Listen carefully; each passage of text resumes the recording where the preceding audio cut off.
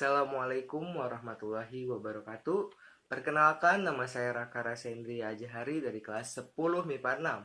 Di sini saya akan membahas kerajaan Islam di Nusantara. Langsung saja, let's go.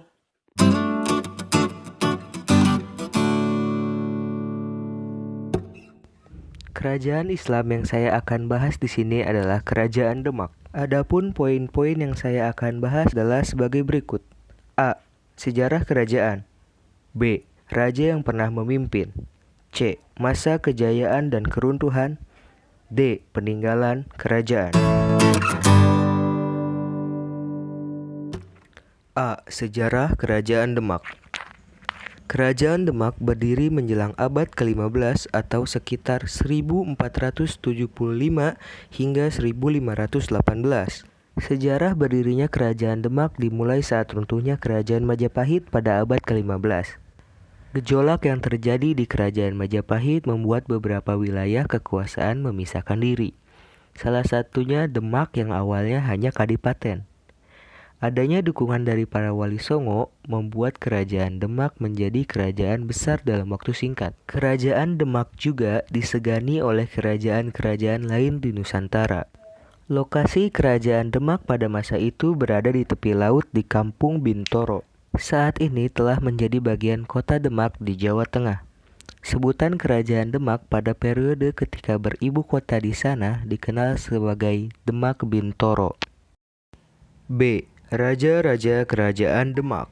Yang pertama ada Raden Fatah. Sebagai pendiri Kerajaan Demak, kekuasaan Raden Fatah dimulai pada tahun 1500 sampai 1518.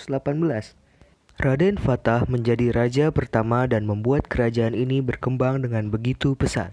Yang kedua ada Pati Unus.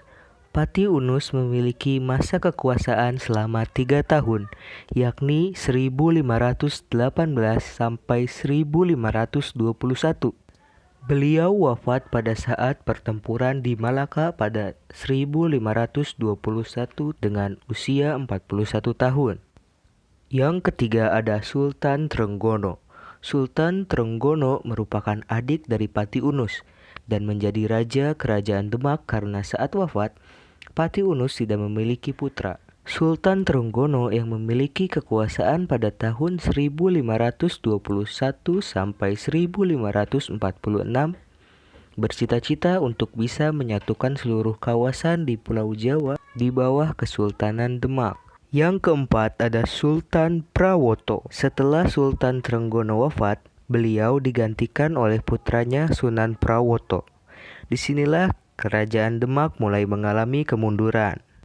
Yang terakhir ada Arya Penangsang. Kekuasaan Sunan Prawoto tak bertahan lama karena pada 1547 ia dibunuh oleh putra dari Pangeran Sekar, yakni Arya Panangsa, yang menjadikannya raja kelima Kerajaan Demak.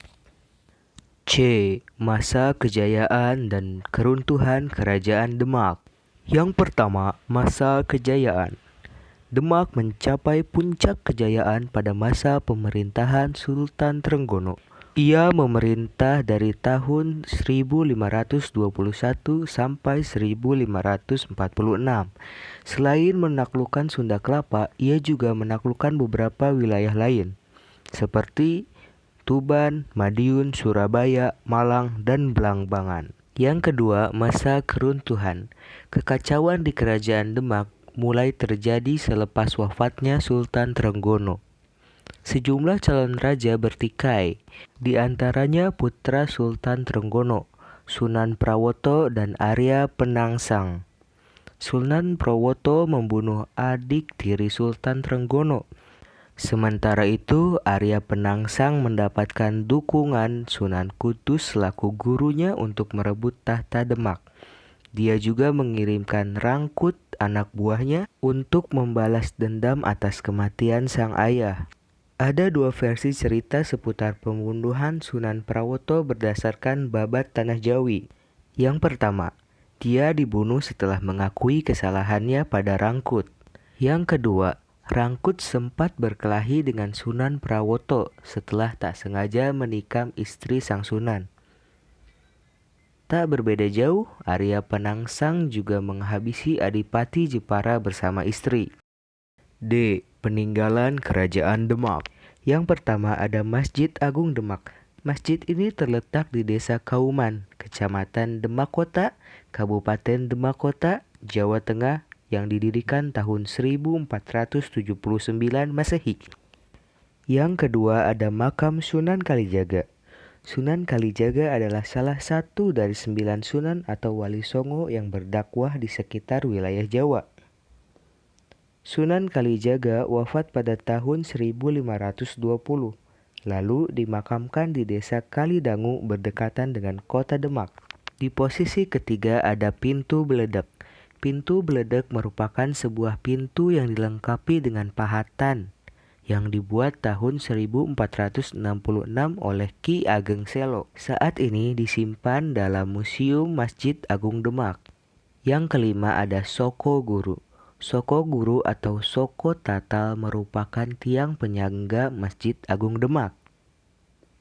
Tiang tersebut merupakan kayu berjumlah 4 buah. Pembuatan tiang tersebut dilakukan oleh Sunan Kalijaga, Sunan Jati, Sunan Ampel, dan Sunan Bonang. Mungkin cukup sekian yang saya sampaikan, kurang lebihnya mohon maaf. Wassalamualaikum warahmatullahi wabarakatuh.